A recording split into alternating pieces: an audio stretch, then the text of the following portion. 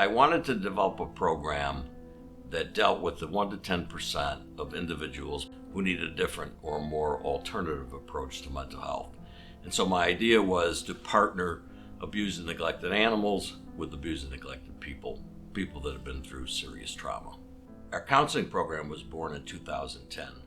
And when I started this, everybody told me that I had to have healthy animals in order to do this, and I just couldn't believe it. I put together a program partnering abused and neglected animals with abused and neglected people. We wanted to specialize in kids because I couldn't process what happened to me at 17, being raped at 17, and then all of the things that happened to me as a result of that trauma. And so I wanted to focus on kids because I couldn't imagine a 6-year-old, a 10-year-old, a 12-year-old having to experience what I went through and not being able to process it. And so the counseling program was born.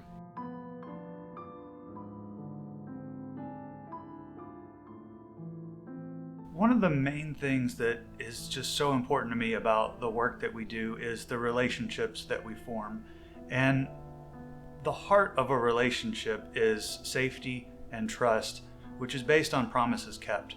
And I am immensely honored to be able to serve in the capacity of executive director as an opportunity to implement the mission and vision of Bob Williams, who is a man who has always kept his promises to me and someone that I trust completely. But he also keeps a vision for the future that we can all follow and implement in a way that takes care of the most vulnerable members of our community. And to me, there's nothing more important, there's nothing more valuable, and there's nothing more worthwhile than caring for those who have lost the ability to care for themselves.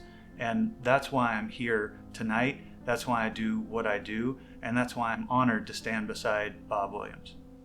I opened a sanctuary for special needs animals because there wasn't one.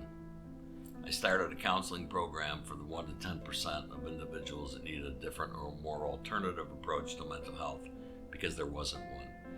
And then when I realized that there was not one safe house in the country for young men who have been sex trafficked, I couldn't comprehend it. As a matter of fact, the question that I said is, well, what happens to them?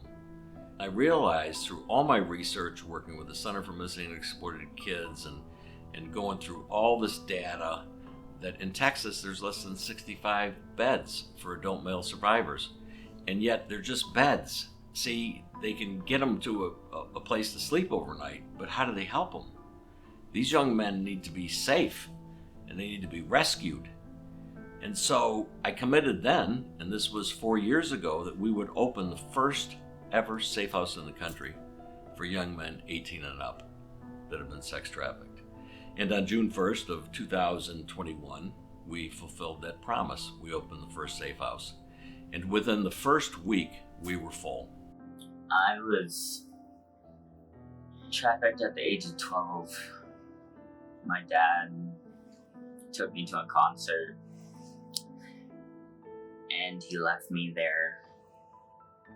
Little did I know my dad sold me to a trafficker. I was on the streets, I was using drugs, I was drinking alcohol, I was not okay. I overdosed for my 3rd time on January. I had nobody. I started seeking help when I turned 18. I was in and out of hospitals, rehab 40 to 50 times. I've been in a treatment facility, and I went back to the streets, back to drugs, back to whatever I could do to live. Homelessness, sleeping in a tent. Family ended up putting me back into the CPS system, so I went back into the CPS system. After I aged out, they took me to the the Salvation Army for me for my 18th birthday and went homeless. Drug use started for me at 7 years old. I was taken advantage of at 7 years old, so it kind of messed my mind up. As I grew a little bit older, around 10 years old, I started experimenting with K2 and stuff like that. I was suicidal and I just wanted to die.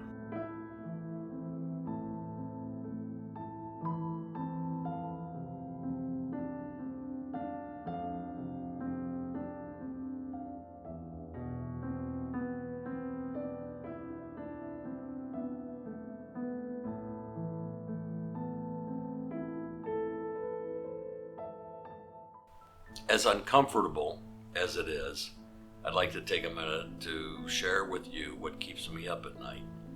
And the tragedy of all of this is what these young men go through. You know, being sold to 6 to 8 people a day, being tortured, being tattooed and branded. You know, every one of these boys are branded because they're traffickers. That's their property, all right? It's actual human slavery. And the things that they're forced to do and that they're made to do are unthinkable. And all of us that are here tonight can't really comprehend it. But our team deals with it on a daily basis. We have over 30 people that we're working with, young men around the country right now. And there's hundreds that need our help.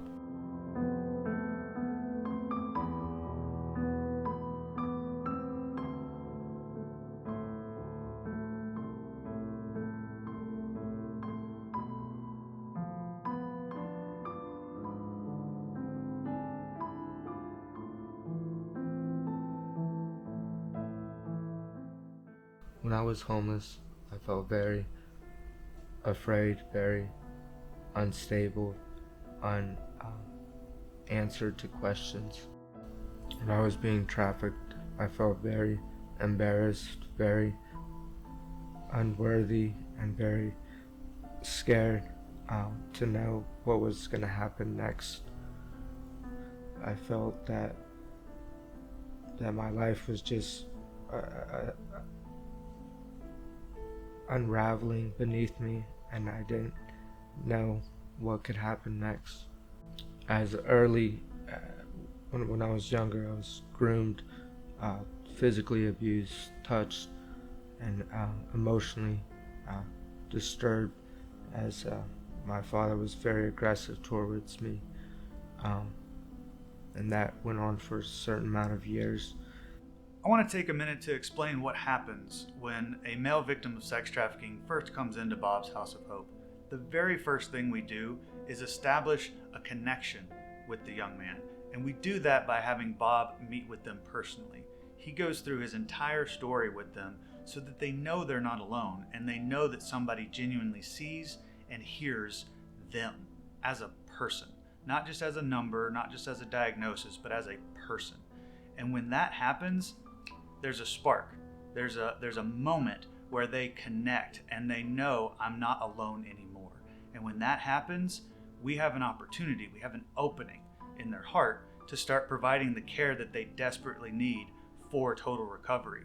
And so what we do after that moment happens is we connect them to medical care, dental, legal, psychiatric, testing and assessment, medication, mental health, literally everything that a person needs, body, mind, and spirit, in order to start over and to build a new life, one that's founded in dignity and respect, which is what they deserve, which is what everybody deserves.